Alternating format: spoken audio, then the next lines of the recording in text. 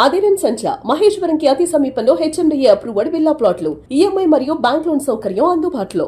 LB నగర్కి చెందినటువంటి ఓ వ్యక్తి తన భార్య వంట చేయటం లేదని విడాకులు కావాలంటూ కోర్టుకెక్కాడు. అయితే కింది కోర్టు కేసును కొట్టివేయడంతో మళ్ళీ హైకోర్టుకు వెళ్ళాడు. హైకోర్టులో కూడా అది క్రూరత్వం కిందకు రాదు అని చెప్పేసి తేల్చారు. దీనికి సంబంధించి మరింత సమాచారం హైకోర్టు నుంచి ఉన్నటువంటి ప్రముఖ అడ్వకేట్ సుంకర్ నరేష్ గారిని అడిగి తెలుసుకుందాం. నమస్తే అండి. నమస్తే. ఏంటండి ఇప్పుడు వంట చేయలేదు భార్య అనే చిన్న కారణంతో కోర్టుకు వెళ్ళడం, ఆ కోర్టు దాని మీద మళ్ళీ జడ్జిమెంట్ ఇవ్వడం అనేది చూస్తుంటే వంట అనేది అది పెద్ద ఇష్యూనా అనే ఫీలింగ్ వచ్చేసింది జనాలందరిలోనూ. ఆ విషయం మీద కూడా కోర్ట్స్ కామెంట్ చేస్తున్నాయి కదా అని అనిపిస్తోంది. సో ఎందుకు అసలు అలాంటి అంటే అంత చిన్న కారణంతో కోర్టుకు వెళ్ళొచ్చా? అసలు డైవోర్స్కి ఇంత చిన్న రీజన్స్ కూడా ఉంటాయా? అందుకే దాంట్లో ప్రధానమైన గ్రౌండ్ కింద ట్రివియల్ ఇరిటేషన్స్ అని చెప్పని అన్నారండి. అంటే చిన్న చిన్న గొడవలు ఏవైతే కనుక ఉంటాయో వాటిని ట్రివియల్ ఇరిటేషన్స్ అని చెప్పని అంటారు లీగల్ టెర్మినాలజీలో.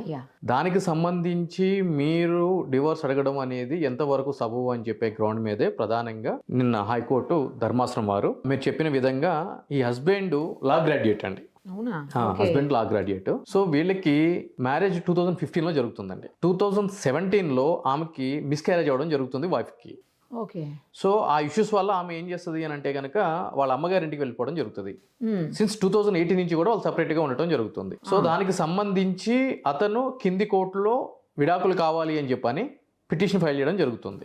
పిటిషన్ ఫైల్ చేసిన జరిగినప్పుడు దాంట్లో ప్రధానమైన కారణాలు ఏం రాయడం జరుగుతుంది అని అంటే గనక ఇతను ఆఫీస్ నుంచి ఇంటికి వచ్చే టైంకి ఆమె ఇతనికి వంట చేసి పెట్టట్లేదు. అదే విధంగా వాళ్ళ అమ్మగారికి అంటే అమ్మాయి వాళ్ళ అత్తగారికి రోజువారీ ఇంటికి సంబంధించిన కార్యక్రమాల్లో కార్యకలాపాల్లో ఆమె యొక్క భాగస్వామ్యం ఉండట్లేదు అని చెప్పే కారణంతో హెల్ప్ చేయట్లేదు అని చెప్పని, అదే విధంగా ఇతని మీద 498A కేసు పెట్టి జైలుకి పంపించింది అనే కారణాలతోటి డైవర్స్ అనేది వేయడం జరిగింది.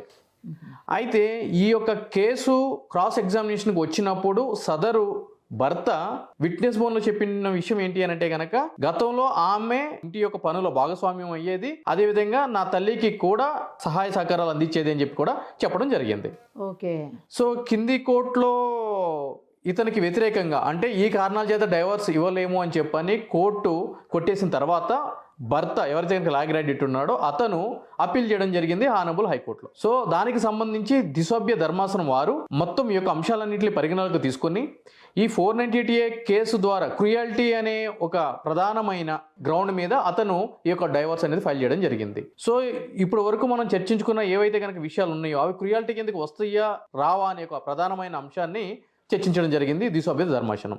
దాంట్లో ప్రధానంగా 498A కేసుల్లో జైలుకి పంపించడం భర్తని అనేది ఆబ్వియస్లీ క్రుయాలిటీని అది. కానీ ధర్మాసనం వారు తీసుకున్న అంశం ఏంటంటే కనుక ఆ 498A కేసు అనేది భర్త మీద పెట్టలేదు, భార్య యొక్క తండ్రి అల్లుడి మీద పెట్టడం జరుగుతుంది. సో అప్పుడు ఆమెకేం సంబంధం ఉంటుంది అనే ఒక ప్రధానమైన గ్రౌండ్ తీసుకోవడం జరిగింది. అదేవిధంగా కింద క్రాస్ ఎగ్జామినేషన్లో భర్త భార్య అంతకు ముందు వరకు కూడా ఆమె యొక్క వ్యవహారాలన్నీ కూడా అంటే వండి పెట్టడం కానీ కుటుంబంలో కావాల్సినటువంటి వ్యవహారాలు చూడటంలో కూడా చలాయికగా ఉండేది. కానీ 2017లో మిస్క్యారేజ్ అవ్వడం అప్పటి నుంచి కూడా తల్లిదండ్రుల దగ్గర ఉంటుంది మెడికల్ గ్రౌండ్స్ తోటి అని చెప్పి కూడా చెప్పడం జరిగింది. అది అడ్మిట్ అవ్వడం జరిగింది క్రాస్ ఎగ్జామినేషన్లో. సో అదే విధంగా భర్త యొక్క టైమింగ్స్ భార్య యొక్క టైమింగ్స్ వేరు, జాబ్ చేస్తుంది. సో భార్య జనరల్ టైమింగ్స్ లో వెళ్తుంది, భర్త అన్ఈవెన్ టైమింగ్స్ లో ఇంటికి రావడం జరుగుతుంది అతని యొక్క ప్రొఫెషన్ పరంగా. సో కాబట్టి ఎక్కడా కూడా సయోధ్య అనేది కనిపించడం లేదు.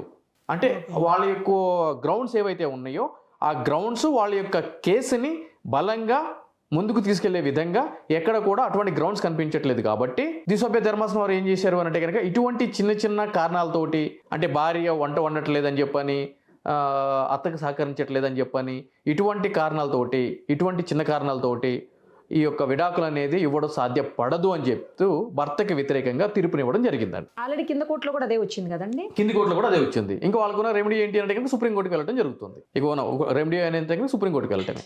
అయితే ఇక్కడ ఇంకో విషయం చెప్పాలి అని అంటే కనుక ఈ యొక్క కేసు పూర్వపరాలు మనం చూసుకున్న బేస్ చేసుకుని మిగిలిన ఏ ఆడపిల్లలు కూడా నేను వంట చేయాల్సిన అవసరం లేదు, ఎందుకంటే కనుక హైకోర్టే చెప్పింది కదా, నేను అత్తకి సహకరించాల్సిన అవసరం లేదు, హైకోర్టు చెప్పింది కదా, ఇక నుంచి మొగుడు మీద నేను కాదు మా నాన్నతో పెట్టేయాలి, హైకోర్టు చెప్పింది కదా అని చెప్పని దీన్ని అడ్వాంటేజ్గా తీసుకుని ఈ విధమైన చర్యలకు పాల్పడితే కేసు టు కేసు డిఫరెన్స్ ఉంటుంది. అంటే మనం తీసుకునే సంబంధం ఉండదు.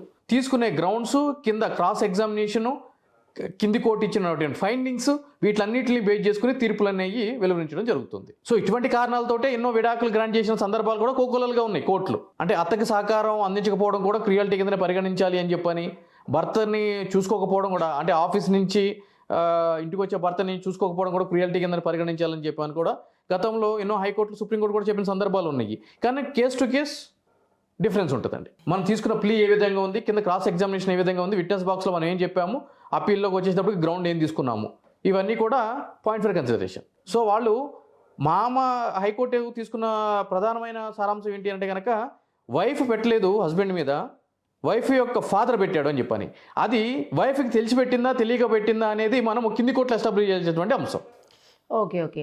అంటే ఆమెకు తెలిసి తండ్రి పెట్టాడా, ఆమెకు తెలియకుండా తండ్రి పెట్టాడా? ఒకవేళ ఆమెకు తెలియకుండా తండ్రి పెట్టినట్లయితే కనుక ఆ విషయాన్ని భార్యకి భర్త తెలియజేసిన వెంటనే ఆమె ఎటువంటి చర్యలు తీసుకుంది భర్తను అరెస్ట్ చేయకుండా ఉండడానికి?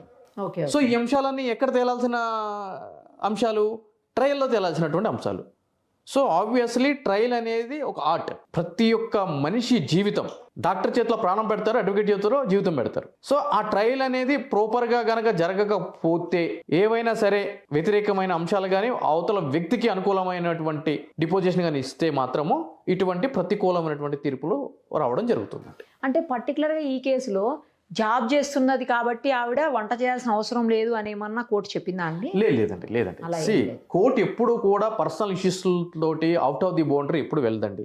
నేను అందుగురించే చెప్పాను, కేసుకు సంబంధించి మాత్రమే మనం చూడాలి తప్ప దీన్ని ఒక వెల్ సెటిల్డ్ ప్రిన్సిపల్ ఆఫ్ లాగా తీసుకుని మిగిలిన ఆడపిల్లలందరూ ఈ రోజు నుంచి నేను వంట వండే పని లేదు, అతనికి కోఆపరేట్ చేసే పని లేదు, మొగుడి మీద మనం పెట్టుకోకుండా మన ఫాదర్స్తో పెట్టియాలి, బ్రదర్స్తో పెట్టియాలి అని ఊరేగుతున్నారు అనుకోండి, అది వేరే దానికి దారితీస్తుంది. సో కాబట్టి కోర్టు అటువంటి కామెంట్ చేయలేదు. కేసుకు సంబంధించి భార్య ఉద్యోగం చేయనంత వరకు కూడా భర్తకి కావాల్సినటువంటి నెసెసిటీస్, హౌస్ హోల్డింగ్ వర్క్స్ ఏవైతే ఉన్నాయో అవి తూచా తప్పకుండా పాటించడం జరిగింది. కాకపోతే ఆమె ఎప్పుడైతే గనక జాబ్లో జాయిన్ అయిందో, మెడికల్ గ్రౌండ్ తోటి వాళ్ళ అమ్మగారింటికి వెళ్ళిందో, ఆ యొక్క టైమింగ్స్ కూడా డిఫరెన్స్ ఉన్నాయి కాబట్టి, ఈమెది జనరల్ షిఫ్ట్, అతనేమో ఇర్రిలివెంట్ షిఫ్ట్ కాబట్టి అటువంటి పరిస్థితుల్లో దీన్ని ప్రధానమైన కారణంగా తీసుకుని విడాకులు ఇవ్వలేమో అని చెప్పి మాత్రం చెప్పారు. సో ఇది అర్థం చేసుకోవాలి అయితే. క్లారిటీ ఇంపార్టెంట్ అండి. ఎందుకంటే మా అడ్వకేట్లకు కూడా, అంటే సుప్రీంకోర్టు కానీ హైకోర్టు కానీ ఒక జడ్జిమెంట్ ఇచ్చినప్పుడు ద వే ఆఫ్ ఇంటర్ప్రిటేషన్ అనేది, టెర్మినాలజీ అనేది చాలా ఇంపార్టెంట్. సో దాన్ని మనం ఎక్స్ట్రాక్ట్ చేసినప్పుడు మాత్రమే దాంట్లో ఉన్న సారాంశం ఏంటి అనేది అర్థమవుతుంది. పేపర్లో రాసినటువంటి సారాంశాన్ని పట్టుకుని ఆ పేపర్ కటింగ్ పెట్టుకుని హ్యాండ్ బ్యాగ్లో పెట్టుకుని తిరిగి ఎవరికైనా ఇట్లా మొగుళ్ళకి చూపిస్తామనంటే మాత్రం ఇబ్బంది అవుతుంది. రైట్ అండి. Thank you. సుమన్ టీవీలో మీ పర్సనల్ అండ్ బిజినెస్ ప్రమోషన్స్ కోసం కింది నెంబర్కి కాంటాక్ట్ చేయండి.